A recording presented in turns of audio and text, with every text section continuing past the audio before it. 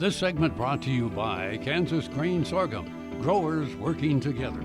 Find out more at kansasgrainsorghum.org. Welcome to Farm Factor. Up first, Duane Toews and Kendal Frazier discuss the optimism cattle producers are feeling since the market's volatility has calmed down. Duane Toews joining you once again here on AGam in Kansas, and a chance to catch up with the CEO of the National Cattlemen's Beef Association, Kendal Frazier. And Kendal, we think about opportunities in the cattle industry. We're kind of turning a corner here a little bit. While at one of the big conventions that the country sees, there was a tremendous amount of optimism, really, and looking forward by cattle producers. Well, Duane, what we've seen over the last 60 days is the market come back. We fell off last October. We've seen over the last 6 to 8 weeks, prices come back for calves and fed cattle. Basically came back from a 95-cent fed cattle market to $1.20. Now, we've been under some pressure this week as a result of the cattle on feed report last Friday. But there is more optimism in our industry than there was 4 or 5 months ago. And the cattlemen that I'm talking to at this meeting, one thing that we've had almost all over the country is abundant moisture, and even on the West Coast. So if you don't have grass, you can't raise cattle. And we've broken the drought now finally in California. So people are in a good mood coming into this convention, pretty good mood coming to this convention. Now, going forward, I think they're a little bit apprehensive about what the future markets are going to bring because we have greatly expanded the cow herd over the last 2 or 3 years.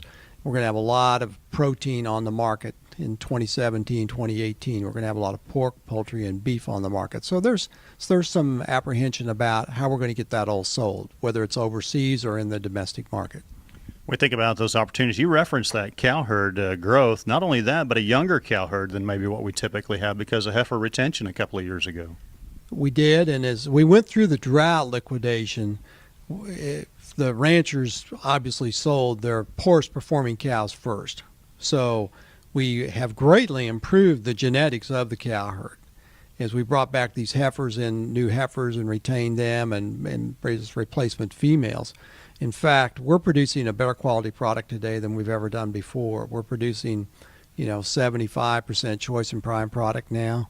We've greatly improved the quality. Demand's good for our product. And so the future looks bright. We've just got more product coming at us.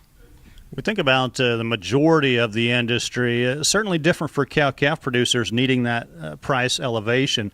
The rest of the industry is looking at working on margin, and stability plays a big part in that. It does, and what we've seen is the volatility that we had in 2015 and 2016, the end of 2015, a lot of 2016 has settled down. We don't see these wide swings in these markets every day. So as a result of that, we think that, and you've been talking to cattlemen, you can hear it, a lot of the fear has gone out of the market. It's hard to manage risk when you have a lot of volatility. So there seems to be a better sense of calmness about cattlemen now, more confidence in the markets and that the futures market's working right. Well, our thanks to Kendal Frazier, CEO of the National Cattlemen's Beef Association, joining us here on AGam in Kansas. Jamie, we'll send it back to you. Thanks, Duane. Folks, come back after these messages for this week's Kansas Soybean Update.